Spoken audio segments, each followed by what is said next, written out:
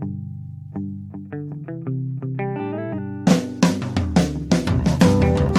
only real God is the one that you believe in. Start looking for the God in others. And if you find you're tuning into a wave, well then I don't know much about being saved. Welcome in, everybody. Hello, friends. Hello, friends. Welcome to Spiritual Philosophy Chatter with the Joneses. I am Danny Jones. And I am Samantha Jones. And welcome to anybody that's joining us, all listeners, new, old, whatever. Yes. We really appreciate your time. Yes, we do. And we are here with episode number 13. Lucky number 13. Yeah. Yeah, for me it is, I think. I thought Yeah. 13 is one of my favorite numbers. What is our topic? This episode is Ouija and Tarot and Curses. Oh, my. Oh, my. Oh, my. Nice. And kind of ironic, 13. Yes, I did that on purpose. I was thinking. Unagi. Because it all fits together. It's all about, what is the word I'm looking for? Superstitions, there you go. Yeah. It's all about superstitions and about rumor and myths. And so I'm hoping that today we can bust some myths. Cool. Yeah. Looking forward to it. The Mythbuster Joneses. How's that sound? We already got a title. Too many titles. Yeah. Anyways. Well, before we jump in it, do you have anything that you want to share from last week? Yeah, let's talk about a couple of things. About last episode was suicide, which was a tough but interesting episode. Right. And one of the responses that I did have was actually from a girl that I went to school with in junior high and high school. And she's very religious. And, in her religion, they had taught her that when you commit suicide, you go to hell. And then she had a friend that committed suicide. And she started hearing him. Wow. Yeah. So she was telling me all about it and how it's kind of changed her perception on things. And the more that we talked, it was really good to talk to her and interesting because she has more gifts than I don't think she even realized. Yeah. But it was really cool. Last week's episode, it opened that up for a lot of people. I had a lot of messages and a lot of personal stories, and I read them all and loved them all. So I've seen people in life that have totally kind of believed that, kind of more from a religious standpoint, that if you commit suicide, you go to hell. Right. Until it happened to somebody that they knew that they were close to. Right. And then they start changing. Yeah. As if they're the ones that they're going to make the decision. Right. And that's why I don't believe that. Yeah, I don't at all. But yeah, I thought that was pretty cool. So thanks everybody for your feedback on that episode. Oh, yeah, it was. It was cool. It was a tough one. I really appreciate Marina coming on and sharing what she did. We had a glitch and lost some of it. But it did. That was a bummer. But it's okay. It happens, yeah. It was still really cool. And what she said, I think, was really good. Yeah, that's a good episode. And then I wanted to talk about the earthquake a little bit. Let's do that. Because last week, let's see, what day was it? It was 4th of July. And then the day after, we had 2 earthquakes in Ridgecrest, California. And the first one was, a 6.4 or 6.6, something like that. And the second one was bigger. It was a 7.1. So the reason I wanted to talk about this was because I did have quite a few people that messaged me afterwards and were like, did you know that this was coming? Right. And so I wanted to explain a little bit about how I feel when an earthquake is coming, because this is something that has been happening since I was a teenager, since the Northridge quake, that not the Northridge quake itself, but afterwards, the aftershocks, I started to be able to predict them. And it got very scary for me. I didn't know why that was happening. And then my anxiety got ahead of me, and I would always think that one was coming when I would get anxious. So I left California. That was one of the reasons, actually, that I left, was to get away from the earthquakes. And then, ironically, we didn't have any while I was gone. Yeah. This was the first big quake, I think, that we missed you while you were gone. Exactly. Oh, you're back? Oh, good. So the thing you feel drunk and like you're on the ocean for a minute. Yeah. If you've never been in one, there's a couple of different ways they feel, but one is like if you're close to it, it shakes, it's violent. Yeah. And then the farther you are away from it, it feels more like rolling, like you're on the ocean. But so anyways, going back to that. So that was my first earthquake since I've been back here. And the day of the first one, I was a little bit anxious. It wasn't too bad. And then I realized afterwards what it was. But the day of the big one, the 7.1, I was a mess. I was a complete mess. Yeah. Like you were. Yeah. And couldn't explain why. And you're like, right. Are you overheated? Yeah. I'm overheated? I don't. But so I, making a long story short, I took a shower thinking that maybe that would help. And while I was in the shower, I realized what it was. And I realized that it was a bigger quake coming. Mm-hmm. And it did. And now it has opened that up again for me. And it's something that I'm have to deal with now every day again of, is this my own anxiety or is this an aftershock coming?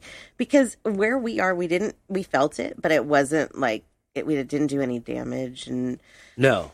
So I should relax, but it's like it's opened up that whole feeling again. But I did have people ask, if you knew it was coming, why didn't you say anything? Right. And what am I supposed to do? Because what good does it do? And what if I'm wrong? Then I have everybody on edge. Right. You know? Yeah, and that I understand too, and that you don't want to put people on edge if you don't have to. No. Especially even for one like that. Yeah. I know that jogs a lot of people's nerves. Mm-hmm. But that wasn't significant enough, I think, to really... Not here, but yeah. Yeah, not here, but for any of us close friends around here kind of thing. But I don't think it's totally ridiculous. I mean, other animals react a lot of times prior to an earthquake as well. We're animals. So it's kind of like... I reacted more than them, than our dogs. We're animals, so we sense it. Yeah. Others sense it more than others. Right. But it was funny because the second one, you know, when I was in the studio and I was doing something to this, I have like these cubicle walls that kind of are up against the wall and helps with the soundproofing. Well, I had some things on top of it, just like decorative, not anything heavy, but I had hung this rack to put some cables on. And I was sitting there thinking to myself, yeah, I better double check that wall because I don't have it really drilled in. There's stuff in front of it where it can't really fall forward. It can lean forward. And as I'm thinking this and I'm looking at the wall, kind of testing it and seeing if it's swaying or not too much if I tap on it, all of a sudden I feel like drunk and like I'm on the ocean for a second. I'm like, whoa, this experiment is not going at all like this is too real. And then I hear you and Marina like react, you know, so I realize, and I can see like the traffic light, the lights in here swinging. Everything's moving, So that's funny. Interesting that I was thinking about it right before it happened. I had thought about it a couple of days before the first one. We had a couple of things laying around that I thought if we have an earthquake, those are goners. And then a couple days later, it happens, and now those things are moved. Yeah. You know? I know you're like one of those tack down. What is that stuff? Oh, the quake wax? Yeah, I love quake wax. Everything's like wax to the wall. It's like not going to move. That's funny. Yeah. But that was quite the experience. And you know what was another thing is that I kept hearing a couple of songs that I couldn't really place why I kept hearing them. And one of them was Staying Alive. And it was being shoved down my throat every day. Right. And I even pointed that out to you one day in the car. And we talked about it a little bit about the lyrics and how they're not like as upbeat as they may sound. Right. So after the earthquake, I pointed that out to you. Yeah. Weeks before. I was like, have you ever really listened to the words to the song? I said, it's kind of more like despair. Yeah. But it sounds fun because the music's great. Right. Exactly. So then after the earthquake, I was like, I was cleaning the house one day and I'm like, okay, I need to pull these songs apart because I haven't done that yet. Right. And I start listening to Staying Alive and it hits me because it talks about the earth shaking and quaking and everybody staying alive. Nobody died in this earthquake. Right. It was like, whoa, they were trying to tell me that it was coming. Yeah. Yeah. I was hearing it a lot. Then I would get in your car and you said you were hearing it a lot. Yeah. So, I have heard it since, but only like once a day and not like 12 times a day. So, Right. you can't yeah, we don't block need it them all 12 out. times. Thanks. No, seriously, that's really shoving it. It does happen. So, yeah. So that was our earthquake experience. Yeah, welcome to California, or back to Yeah. California. Exactly. I never left yet. Yeah. One day. One But day. you know what? It can happen anywhere. Every place has their things, and It can happen anywhere. yeah, it really can. Yeah. So I think I would ultimately take this, unfortunately, over tornadoes and Yeah. hurricanes. The buildup of those ones. It's like with this, honestly, the first one, by the time that I realized what was going on, it was over. Right. Not the second one. That one I sat on the bed with Suma for a little while and was like, is this ever going to stop? That one went on forever, but it wasn't. It was just like you're moving a little bit and things are like, I don't even know how to explain it, gliding. And they're moving, in all different directions, but it's not violent. It's like being on the ocean. So it's as alive as we are. Right. And so as scary as it feels, your odds of dying in them, at least in the U.S., are very low. very low Yeah. because our construction standards are very high. Right. So, obviously accidents happen and people do die, but really the odds for an earthquake are very low. And you're actually, when you think about it, you're being a part of and feeling the earth change. Yeah. Because these continents were not always this shape No, and not this at all. size. And they We started still out won't be. as one continent Yeah. that throughout our world's history has changed into this. And it's going to continue to change, just Yeah. like you and I Yep. are changing.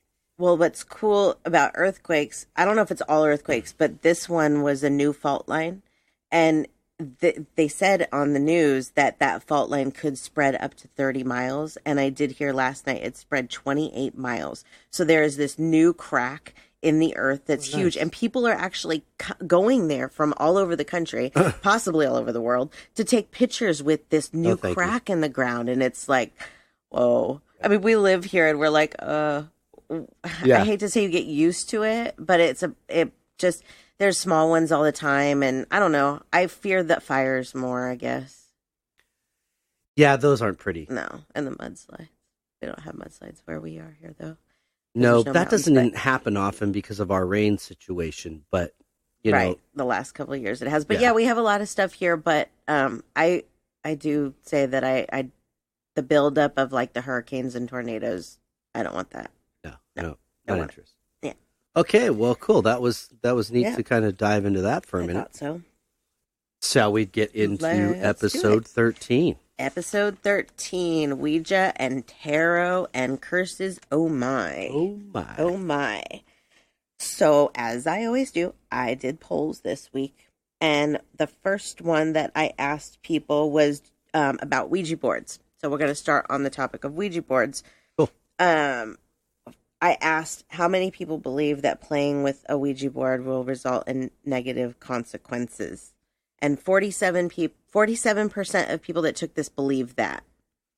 So Wow. I felt like this was something that we kind of needed to break the myth on it and talk a little bit about how the Ouija board was invented and where it got its hype from. Right. Because I don't think people realize that there is a spirit connection. And let me explain to you first how a Ouija board works. Okay. Please.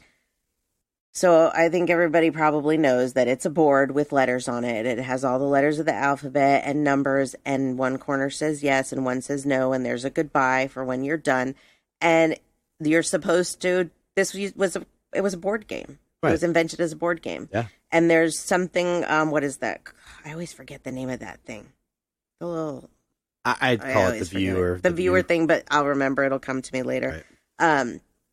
So you move that, right? Or the spirits move that to whatever they're trying to spell, whatever they're trying to say, right? So it was used. But they're not just, explain this in case nobody's never heard of this. Okay. They're not just moving it by itself. You touch, Yes. and one other person. Or, you can have more, I believe. I think you can have just more, two. too. Yeah. They say you should have 2 or more. Yeah. But you lightly put your hand on this. Is it not an oracle? No. I don't remember what the thing's called. Anyways, you put your hand on this viewer thing, and it's basically a thing on little stilts that's an inch high, and it's got a little glass viewfinder that's maybe an inch or 2 inches wide. a circle. And so you goes to every letter, so you're very clear on what they're spelling out. Yes. Okay. Okay. So it was used originally. It was invented for. So let's explain a little bit. When they couldn't communicate through things like Ouija boards, they had other inventive ways that they used to talk to spirits with like people that couldn't communicate like myself, like a medium. Right. So I'm not completely familiar with how it works, but one of the first ways that they did it was that they would like say A, B, C, and wait for some kind of signal from the spirit that was the letter they were supposed to stop on. Okay. So that was one of the ways that they used to communicate with spirits back in the day. Prior to the Ouija board. Prior to the Ouija board. And the other way is automatic writing. And I use automatic writing sometimes to communicate with my mom or with other spirits, where I just sit down and I just write. Whatever comes, that's what I do, which seems like a much easier way than a Ouija board anyways. So then let's see, the inventor of the Ouija board. Can I ask you real quick about the automatic writing? Is it specific things? No.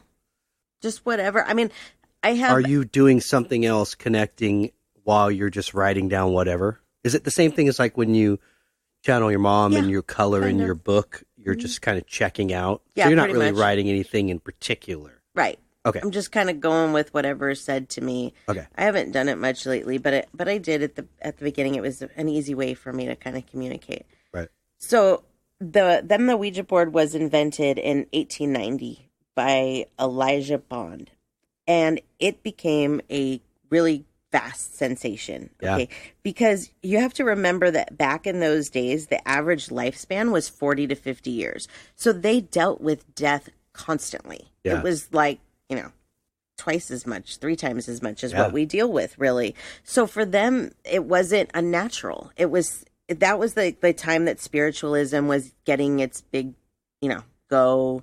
And, people were really into it and all that. And one of the things I read actually was that said people would hold a seance on Saturday and go to church on Sunday. It was just a natural part of life. It was just, and then it was released as a kid's toy. It was actually William Ford classified it as a children's toy in 1921. Right. So it was literally classified as that. So one of the interesting stories that I read while doing this research was about a lady named Pearl Lenore Curran. And she was a housewife that didn't have much education, and her and her friend used a Ouija board, and they contacted a spirit by the name of Patience Worth. And this spirit wrote books, novels, and poems through this woman with little education. Everything came through that Ouija board. And this woman published those novels and poems and was famous. Wow. Right? That is cool. I never heard that story. Isn't that an amazing story? Cool. Yeah. Well, back to the toy thing. I mean, Milton Bradley's made millions off Hasbro. The Ouija. The one I have is Hasbro. No? Oh, I think there's a lot of competitors, but they all have. Yeah. So, and wasn't one of the things you shared on Facebook? It was on the front cover of Saturday Evening Post. Yeah, that was Norman Rockwell. Norman Rockwell. It was and he painted kind of things that were of the time. Yeah. It was very much of that time. It wasn't something that bothered them at all. It was, something they talked about and a kid's toy, something that they did at, parties. Okay. Stuff. So let's talk about why that changed. What changed? What changed it? Dun, dun, dun, dun. We've talked about it, but before I told you, what did you think? Any ideas of what actually started this? What I would have guessed? Yeah. I don't really particularly, until you mentioned that, I didn't remember it within that. So I wasn't sure. All right. So let me tell you.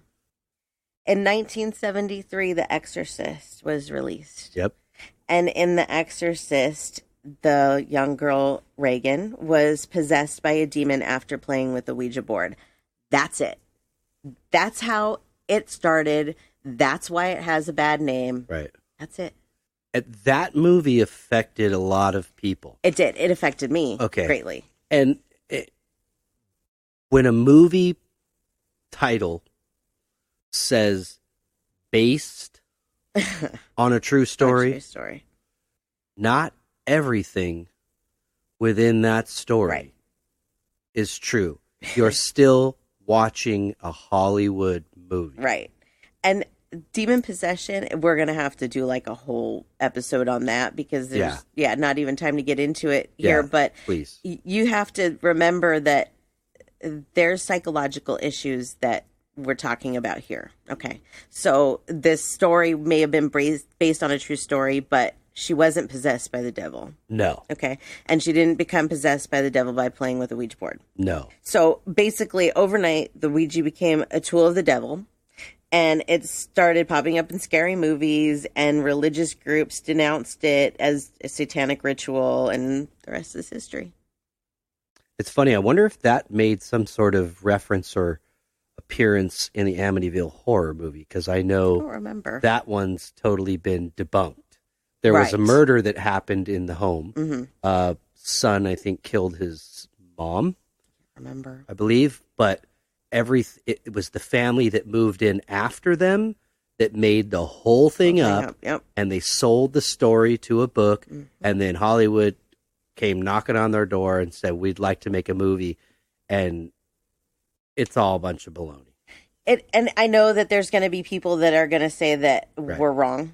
And you know what? That's you okay. can believe what you want to believe. This is what we believe. And I'll tell you that this last week, I have done things that would probably make people very nervous. Right. But I had to experiment for our listeners. Absolutely. So I actually took a video that I'll be posting on our YouTube, but I did all of the things that they tell you not to do with a Ouija board. I played it by myself. Yep. I sweared at it. Yep. I made fun of it. I left the room without saying goodbye to it. I did everything that you're not supposed to do. I left the thing on the thing that you move. I left that on the board. You're not supposed to do that. Everything that I could have done, I did. Yeah, and nothing's happened. And you know what? If it did, it wouldn't be related to the Ouija board. Right. Because things happen. And I had asked for some stories from our listeners. That was another thing I asked was, if you had been a victim of some kind of Ouija board in, something. Right. And really, everybody's stories are a friend of a friend or, my sister's uncle's brother's roommate. It's Myth. That's how things spread. You know somebody that knew somebody whose house caught on fire 3 weeks after they played with a Ouija board. That has nothing to do with the Ouija board. Right. At all. No. And if you don't believe me, then you'll just have to see that I did it all. I took one for the team. Spirits are here. Yeah. They can be contacted with a Ouija board. Yeah. I think for you, it's like, why? It's like, it's a waste if I were to compare it, it would be like trying to use Morse code as opposed to just texting someone. Absolutely. It's much quicker. Right. But their spirits are all here. The ones that did good things and the ones that did bad things. Yeah. The ones that did bad things are no longer doing bad things. Right. You can't. They're not allowed to. They don't. Yeah. They don't. They don't want to. They don't want to. So, what's happening is there is energy that we all exude, including these spirits that we can't see. Mm-hmm. But you and I are exuding energy. There is positive energy and there is negative energy. Mm-hmm. You want to tap into the negative energy in something, you want to get dark and scary, you can do it. You can, because you have the free will. Yep. But all you're doing is you're not making up something that doesn't already exist. You're just driving yourself mad. Right. Absolutely, you are. Yeah. And I think some of these issues, like you talked about with Exorcist, is that you could be dealing with mental illness. Yes. Or what if it's somebody that's heard these voices and these connections their whole life and nobody ever told them it was okay, right? Or they didn't understand what was going on and it drove them mad. Well, and I've talked about it before, how when I don't meditate, sometimes things sound weird, sounds like a record scratching, or I don't get that so much anymore, but I did it first. You have to learn how to meditate to shut your own mind out. And your own mind is honestly your biggest, that fights you the most. Yeah. I mean, that's the biggest demon is your own mind, really. Absolutely. You can create anything that you want to create in your mind. You can make yourself sick just by thinking that you're sick.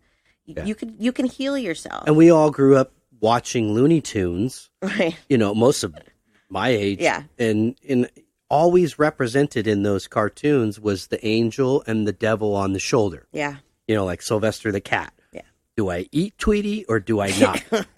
Okay, that's all great that we have to squeeze religion in there somehow. Yeah. But the truth is that's not the case. You have free will and you have your connection to the other side, to divine, to divinity.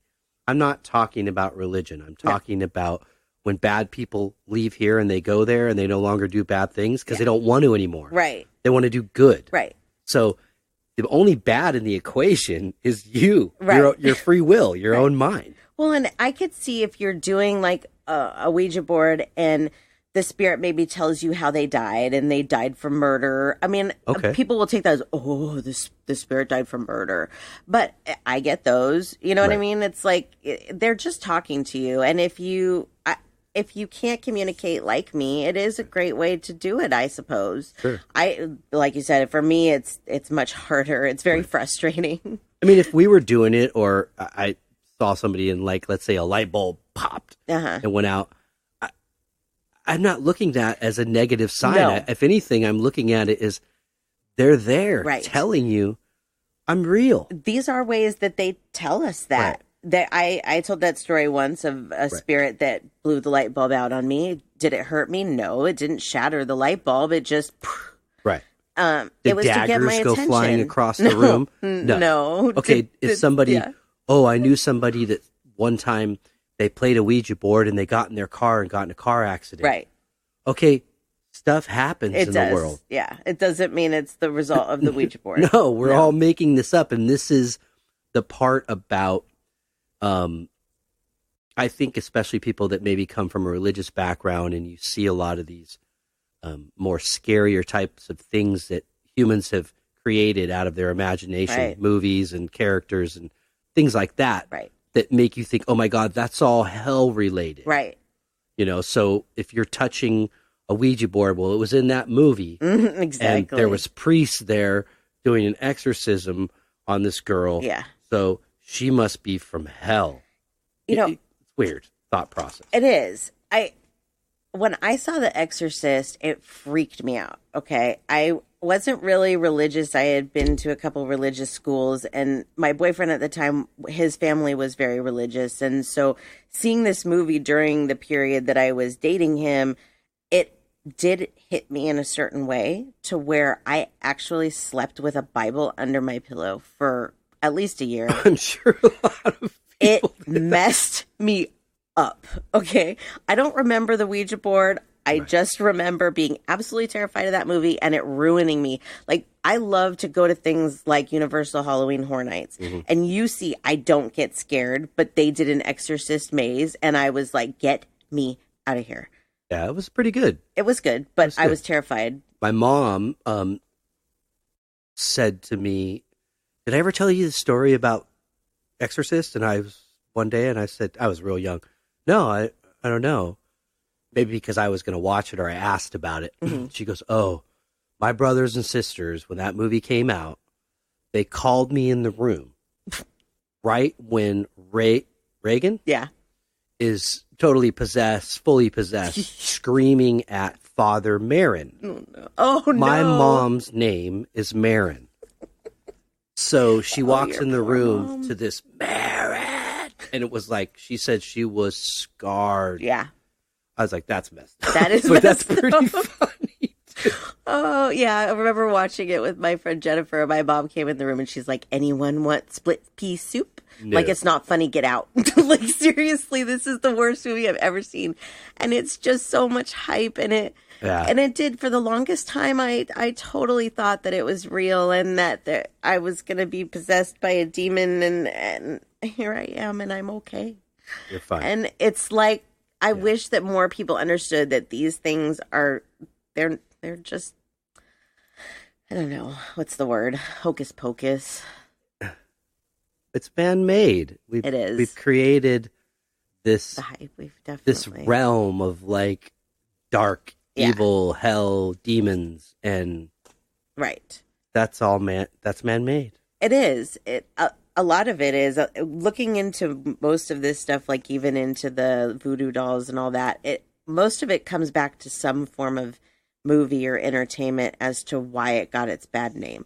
But of course, I mean, it goes even further into being interjected into the Bible. Yes. And my belief is that was interjected to help control, which on some level, that's done its job. Because I think the world would be probably a lot more crazy if you didn't have people that believed that if they did things wrong, they were going to go somewhere bad. Right. Absolutely. A lot of people buy that. It keeps a handle on some people. Yeah. I just want to be a good person and do good things. I don't need to think I'm going to go to some fiery pit if I don't. I just want to be a good person. Like, why is it so difficult? Yeah. Yeah. So, moving on to tarot cards. All right. So, tarot cards have a very bad reputation. Was that the only poll, though, question of that one, or no? There was a couple. You know, I think I confused people because I asked how many people had played with a Ouija board and how many people had something bad happen to them after, and I kind of lumped it together a little bit. So the statistics on it, I don't think were really right. Oh, okay. But of the people that have played with Ouija boards, there was only, I think, one that actually said something bad happened when she was there. And it was a friend of hers that passed out. And I can understand, though, how that could happen in a situation like that. And so her and I started talking a little bit about, for me, like sometimes when I do readings or even when I'm just sitting around, if we're talking, I feel like sometimes almost like a spirit jumps in, like the movie Ghost. That's what I can compare it to, where it's this quick jolt. I don't know if you've ever noticed it happen. I don't know what it is. That's the only thing that I can really compare it to. But if I let it freak me out, I could talk myself into some panic attack for sure and pass out. So there's things that can happen. You can, hype yourself up, and that's kind of what I took. I guess, I used to think that movie, I liked it, for its, I liked it when it came out for its creative value and, the romantic story about it. But I find myself, I didn't buy it, Yeah. Well, the way that they presented it was weird. Like the guys, the shadows coming out of the manholes. But when this started happening for us, every time my mind would go back to that movie, like if I could visually see the loved ones around me and what they're thinking and feeling, that would be pretty close. In my own imagination, it would be close to what I would picture. Yeah. If it could visually see them. Right. I don't visually see spirits a lot like that. Right. Every once in a while. Right. That would be pretty amazing. Yeah. Would be. So, anything else on the Ouija board you can think of? No, I've done it before, and like I told you earlier when we were discussing this, the one time, I haven't done it a lot, but the one time I really remember it was with some friends, and I don't know, we were 19, 20, and some guy came through that one of the guys I was with in the room went to school with, junior high school or high school, and had committed suicide, and spelled out his name for us, and the guy totally was blown away. Yeah. So that's a friend of mine that I'm sitting there going, okay, he's not bullshitting me. Right. You know what I mean? He was like, for real. So I was like, wow. Yeah. And I did it. I helped. I could feel it, the way it moved. Yeah. Well, and one of our friends had commented on one of the poll questions and said that he had used one with a friend, I believe it was back in high school, and a song was written through the Ouija board. And the name of the song was Kim. And Kim is now his wife's name. He didn't know her back then. Yeah. So I don't think he connected those two. For me, it was an instant connection that was, a premonition. For sure. I would have been like... Right. But I don't think people look at it that way. Like, I don't know how many people would have analyzed staying alive as an earthquake warning. It's hard when you don't, know how the patterns are of the spirits, because it can be that simple of something that they're just trying to say. It doesn't matter what the lyrics are. They're just like, here's a name, here's a this to show you that. But anyways, so feel the people breaking and feel the city shaking or something. And it's like, whoa, it exactly. doesn't get Most any people wouldn't more think that. Right. literal than that. Right. But so staying alive. So I told him, I was like, that's a really cool story that you got those song lyrics through a Ouija board. Pretty amazing. Absolutely. Yeah. And the not irony of the fact that is his wife's name. Yeah. Yeah, for sure. Love that story. I do too. Cool. There's a lot of great Ouija board stories. I've heard more good than bad. And if you go to our Facebook page, you can see some of the ones, because there were a lot of people that were like, nope, nothing bad has ever happened. Those are just things that, I've heard. So. All right. Well, next. So let's move on to tarot cards. All right. Because tarot cards have a bad name too. And I think that a lot of that is because of the images on like the original types of tarot cards, because there are a lot of different types. Okay. There's like oracle cards, and then you have your standard, they're called Rider-Waite, is one of the most popular tarot cards. Okay. So if you're not familiar with these, I believe it's 77 cards in a deck, and they are cups, pentacles, swords, and wands. And then you have like what's called major arcana, which is cards. Those are the ones that people are most terrified of, like the Tower and the Devil and Death and those types of things. Those are the cards that for the most part give the deck a bad name, because people see those images and they take them as literal. Right. Where I can tell you that I use tarot cards as a tool in my readings and in my everyday life. Okay. I have now gotten to the point where it's one of the first things I do every day, because it's helping to teach me how to analyze the tarot cards better. Right. When every morning I go, tell me what's going to happen today. And you know what? Some days I don't want to hear what it has to say. And it tells me anyways. Right. And I'm like, nope, that's not going to happen. That's a lie.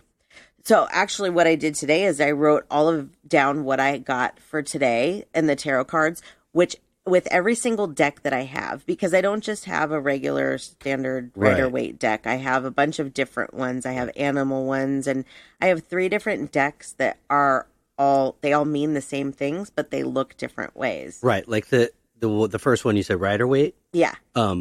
That's to what I would picture as a traditional tarot deck. So the images can be a little more scary and dark, but actually, when you really read them, the meanings of each one, and again, they can be upside down and have a different meaning. They can, yeah. Opposed to right side up. Yeah.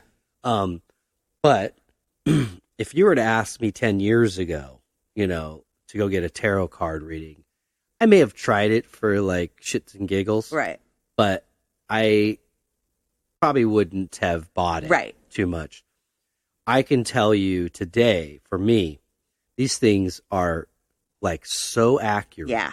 Beyond accurate. Beyond accurate. Yeah. And it's not like people say, oh, you could apply that to anything. If you heard in the previous episode that I recently bought a car, I was told about that purchase through tarot cards, but I didn't know it was going to be a car. I just knew that there was some big decision that was coming my way, and it was going to be very difficult for me to make, and there were going to be a lot of different things. The tarot cards warned me about this for at least 2 months. And when it happened, I was like, you've got to be kidding me that all of this hype is for a car. But it was, but they warned me, they let me know. And I'm actually going through that right now too, in a different way, more involving my career. And I'm slowly watching what these tarot cards have said to me over the last couple months. Yeah, because it's not just about, most of it's not about monetary. No, not at all. Gaining anything monetary. Right. It's been mostly about personal journey, within, inside. Spiritual growth. Yeah. But there has been definitely some readings, cards where it's like, okay, yeah. Right. Something good's coming. And what I've started doing is, like, a lot of readers will spread the cards out in front of them, which is what I did at first when I started reading. But now I shuffle until the cards fly out. And it is so ridiculously accurate. That part is wild. It really is. And let me tell you, I get the same cards over and over and over again. So you know that it's accurate when every day you're pulling like similar cards that are showing you that you're going in this direction. Right. There was one day I remember recently that I picked 3 cards, and the first one showed conflict with quick resolution, which you and I had a little spat. It was small. It was done. Right. The next one was an issue with a child, and Marina woke up with an earache. Okay. The third one was family harmony, and we went to IKEA and we had a great time, and then we came home and the earth shook. But the rest of it was so accurate. I was and like, that applied whoa. to my life a little bit professionally off to the side as well. Those cards. So, well, the conflict with quick resolution. Right. Yeah. I mean, it was, they're very, very accurate. So what I did today is I took 3 cards. I took one card from 3 different decks, and they all meant the same thing. And one of them, well, it was the devil, and the standard deck is called the devil. Okay. Right. And it looks scary. It's a drawing of a devil. I believe he's sitting on some kind of throne, and he has a naked man and a naked woman on chains. Okay. So it looks really bad, but it's not as bad as what it seems. It's just about your own inner demons and your ego and those types of things. So then I showed 2 other cards that are also the devil, but in different ways. And these are like theoretical images. Exactly. One of them was from an animal deck, and it was a Siamese cat. And it was, instead of being called the devil, it was called ego. Right. And then the third deck, I can't remember. It was my spirit song animal tarot, and it was a coyote, but even the phrasing of it wasn't bad. It wasn't, like the devil or whatever. It was like inside or something. So I showed people how these 3 cards that mean the exact same thing can look scary just because of an image on a card. Right. Now, I have also said to you a million times that when I see the tarot or the tower card appear, I'm like, snip that thing right back underneath. Right. We don't want to hear about that. We don't want, because but it doesn't always mean, no, what it looks like, but it's a picture of people jumping out of a tower and the tower's on fire. And so you see this and you're like, ugh. This can't be good. Right. And you know what? It's not the greatest card, but you have to be warned about certain things. They're not talking about death. They're not, like the death card doesn't even talk about death. That's new beginnings. That's the end of one cycle, starting a new one. Not literal. Right. So these cards that everybody is so afraid of, if you just understood a little bit about the meanings behind them, it wouldn't be so scary. And it's not some kind of way of, summoning the devil again. This is a way that a lot of readers, it's a tool that we use to help us pick up on people's energy better. Right. Because it is hard when you have somebody, like when I was doing that expo and I have 15 minutes with this person and I'm supposed to get their energy like that. Right. The only way for me to do that is to look at cards and to kind of get a little bit of glimpse into their life that way. Otherwise, it's like, you got to talk to them and pick up on that energy. So it's an easy, quick way to let us know what's going on. And a lot of other things. People, you do not have to be psychic to use these cards. You don't. And there's all different kinds, not just, I remember when you first started with them around me, and you busted out the traditional deck, and one of the cards has like the upside down pentagram, and I was like, oh, right on. Shout at the devil. You're like, oh, great. What kind of devil worship crap is she bringing in my life now? When you see them translated in different decks, but it's the same meaning, it's just a softer picture, a different wording, but have the same meaning. You know? I look at things like this as not evil. No, not at all. They have energy and power and a way to communicate with us through these tools. Yes. And that goes for music, would fall under the same thing. And on some level, they try to ban some music and say, oh, rock and roll is the devil. Right. No. This is something, a gift that was given to man with our minds to create. Right. And it is something that is unlike anything else in this world. Yeah. As far as expression and art. And again, what other way for another dimension or side or heaven to communicate with us than things like music, numbers, Ouija boards, tarot cards. Right. If you're open to it, you're going to hear it, and you're going to be able to introspectively find the truth in what they're saying. Absolutely. Whether it's actual events or things that are changing within yourself. Right. Absolutely. And it really can help you in a different way too. Like we were listening to some Nostradamus stuff earlier, and they were kind of talking about this, about how if you have a little bit of a warning about something, you can still change it. Right. Like life is free will. You can change anything at any time. Right. So if you have a little bit of a warning, like I have taken it where I've had those cards that have showed that maybe there was some conflict coming or something, and I've done everything that I can to make that not happen, and it hasn't. And so I have to assume that I've changed that. And those cards can help you with that. You know, I was warned about a relationship that I shouldn't get into through tarot cards, through another tarot card reader. And I didn't listen. If I would have listened at that point to what those tarot cards were saying, it probably would have made life easier, even though I did learn a lot from that relationship. But that's what was important. Right. But you can still change those things. It doesn't mean that if, you know, you get a certain tarot card and it, you know, shows something that maybe you don't want to see, you can change it.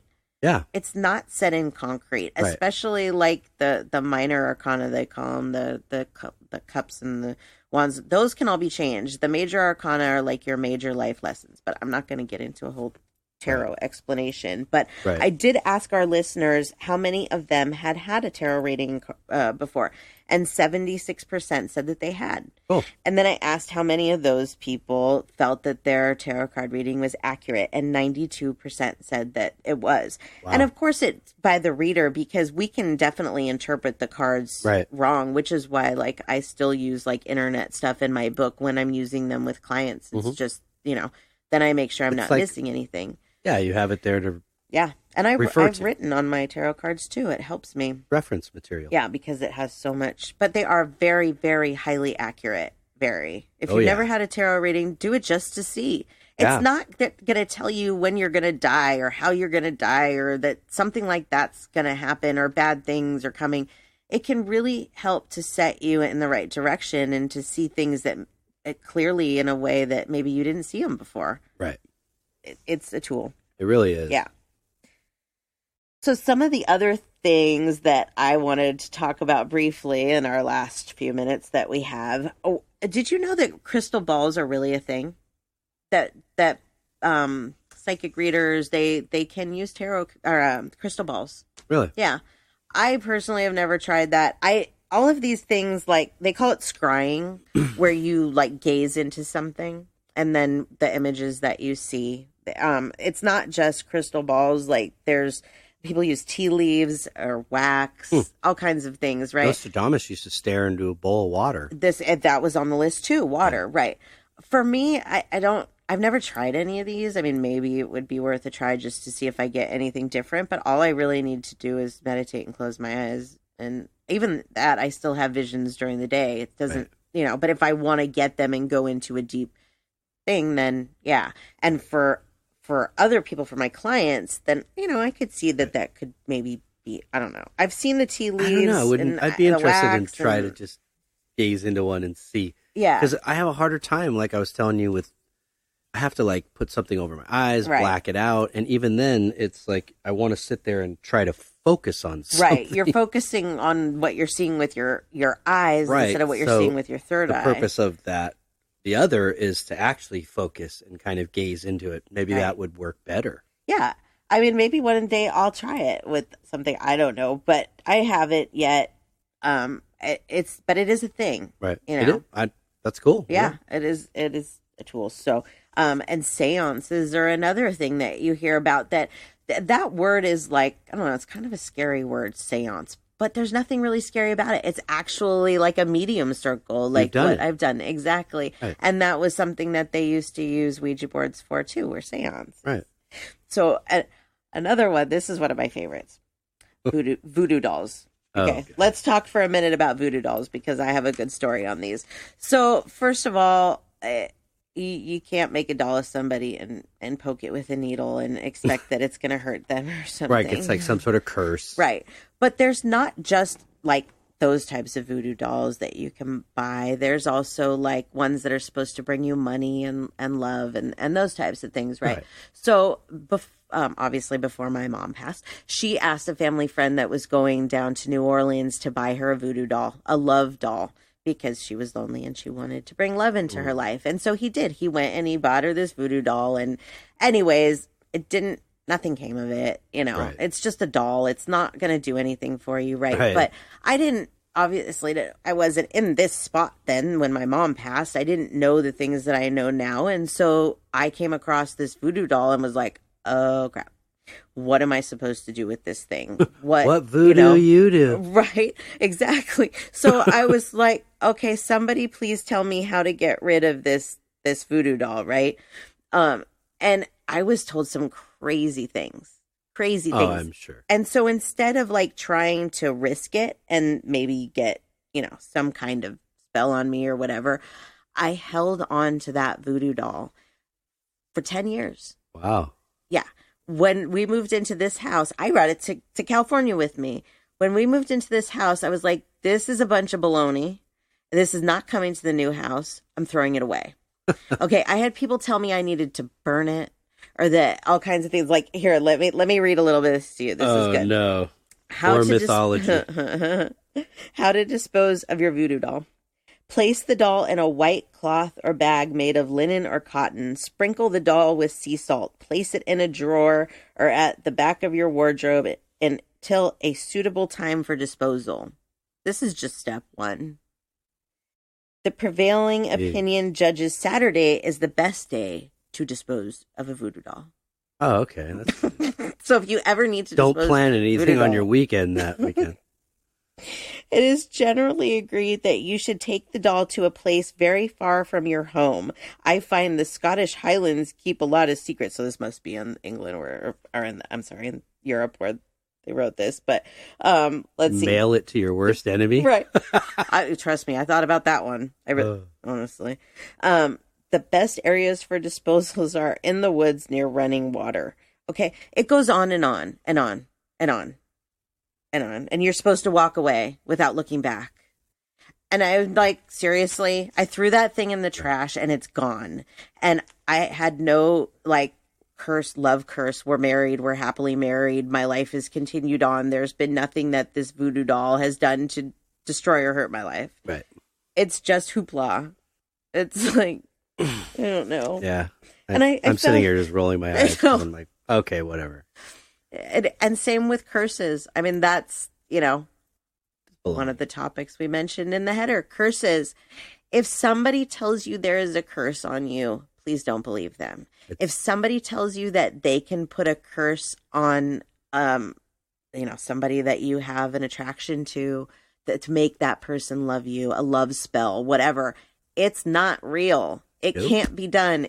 There is free will. Now, if you have somebody that's trying to bring you money and, you're, I don't want to say praying because that's a different term. You can pray for it, but you can manifest. Okay. Yeah. So there is a way that this kind of spell, quote unquote, could be considered manifestation because in manifestation, you're just kind of dreaming, daydreaming, thinking about what it is that you want to come to you. So it's kind of a spell, but it's not. It's just the way of the universe. Okay. Right. It's not, You don't need a doll to do that. No. And let me ask, this is a rhetorical question to our listeners. Why would you want to put a love spell on somebody? If somebody doesn't love you, why would you want to be with them? Right. You're not meant to be with that person, obviously. Stop putting love spells, quote unquote, on people and just wait until you find the right person that's going to love you the way they're supposed to. Yes. Right. It's not curses. This stuff is not real. It's not. Like you said, a lot of it is manifestation. It is. What you put out there is what you get back. Absolutely. And our minds can make a lot of things happen. A lot. Negative and positive. Oh, yeah. So these curses and spells and all of these things, they're not that. Probably why the brain has so many cells, because it's meant to be used on such a higher level. It is. I think, than what we're really doing. I totally agree with you on that. On an overall humanity. Yeah. And, a lot of these things, like I said, I know there's going to be people that are going to be like, you guys don't know what you're talking about. But here's the thing. I've been doing this medium work now for a year and a half. And I have not encountered a demon or a negative spirit. I have seen things that from spirits that have been through bad things in their life that they show me those things. Right. But I haven't had anybody hurt me, any spirit hurt me, anything, anything like that. Paranormal at home going on. Right. But there are paranormal things I don't happening. mean like again, daggers flying across the room. The lights flicker. My ex-mother-in-law, one of the best ways that she communicates with me is turning off the light in the freezer. Okay, it's an inside thing with us, so I knew that she was going to do that. I told her to. So it doesn't freak me out when it happens, but sometimes these You told her to things, do that before she passed away. Exactly, before she passed away. These things can freak us out when they happen. I mean, I'm not going to lie. When that light bulb went on me, it freaked me out for a minute. Right. But they weren't trying to hurt me. They were just trying to get my attention. And that's all they're trying to do with us. If you see lights flicker or, things like that, they're not going to hurt you. They're just trying to communicate with you. And it's not going to bring in negative spirits to talk to them. I'm proof of that. You're proof of that. No ghost is going to put their hands around you and squeeze your neck and choke. No. They can't. No. They can't. A spirit can't do that. No, they can't. And let me tell you, sometimes with psychic feelings, with the feelings part of it, you can have those feelings. Yeah. So if you're talking to a spirit that maybe did commit suicide through like hanging or something, I could feel my neck being tight. Doesn't mean I'm going to die. I've had that. Yeah. It's with a friend of mine. So there are definitely ways like that they do communicate with us. But if you were to do some kind of poll or something about how many people have actually died from a Ouija board, or there is a direct connection to being hurt, probably the biggest way that somebody's been hurt is by a Ouija board falling on their head. Right. Or it fell off the table in the corner, poked you in the toe. Otherwise, it's just not even related. You know what I mean? Things happen. They happen every day. It's superstition. It's lucky number 13. Again. It's superstition. It's superstition. Myths. It's stories passed down and down and down. It's like the telephone game. It can spread like wildfire. But you know what else can spread like wildfire is the truth. Every time that somebody tells you not to play with the Ouija board because you're going to bring bad spirits in, you go, that's from a movie. Right. Eventually, more people will know that that's the truth. That's how things change and how things spread. Until then, and that's our truth. What it is. But the bottom line is, none of us know. No, we don't. Until it's lights out and we go to the other side. This is very true. If you want to debate it on a mortal plane, none of us can prove it. Right. I'm not saying I know it's true. Right, I do too. There's no doubt in my mind. But I'm just saying, can you argue it in a provable point at this point in time? No. But when lights out and everybody's gone, each one of us learn when we go. Hey, and when you do, and if I'm still here, then come to me and say, "Oh, you were right about the Ouija boards." I like that. I plan on it. Yeah, I plan on it. I'll be bugging you. Come to me as a spirit and tell me I was right. I will be bugging you. Oh, I know you will. Be like, what are you going to do today? Oh, all day, I'm sure. Yeah. Yeah. So. Well, look. Here we are. Yeah. Another hour. I could still ramble on about this topic forever, too. It's something I'm really passionate about because I love to spread what I feel the truths are. And, I mean, to me, they're fact. I know their opinion to other, but they are fact to me. Oh, I agree. Yeah. I didn't always, so I've been on both sides. That's why I did the experiments that I did so that I could kind of prove that. Right. And you know what? There is that kind of feeling inside of superstition of, what if I do these experiments and I tell people this and then something bad does happen and they relate it? And that goes back to superstition. Yeah. But you know what? If something does happen, it's not because I played with the Ouija board by myself. It's not because I swore at it or maybe thought about setting it on fire. But I just base everything off my experience so far. And I've sat in churches and other types of rooms and groups, and it absolutely makes sense. It makes sense. And as I grow in this, I have these epiphanies. Right. Where I start to understand, and it's like that connection. Yes. And it gets stronger and stronger the more that I say, please. Right. Oh, yeah. To the other side. Please Absolutely. Show me. Show me. Yep. Yeah. I don't want to know everything. No. But just show me. Am I on the right track? Right. Am I doing good? Tell me. And that's what a lot of these tools can do.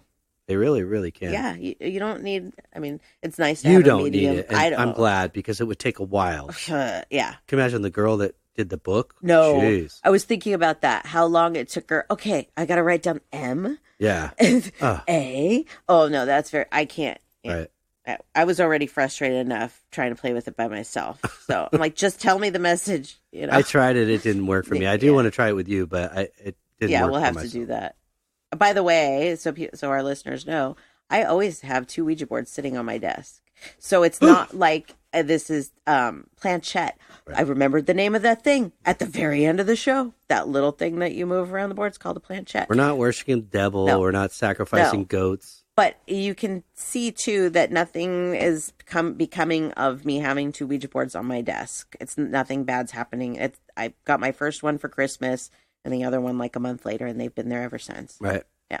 So don't worry. And it's not like you don't even use it that much. You don't need Not at all. It's decoration. It was a fun experiment, right. Especially for this episode. But it was decoration. It really is. And yeah, for experiment like that.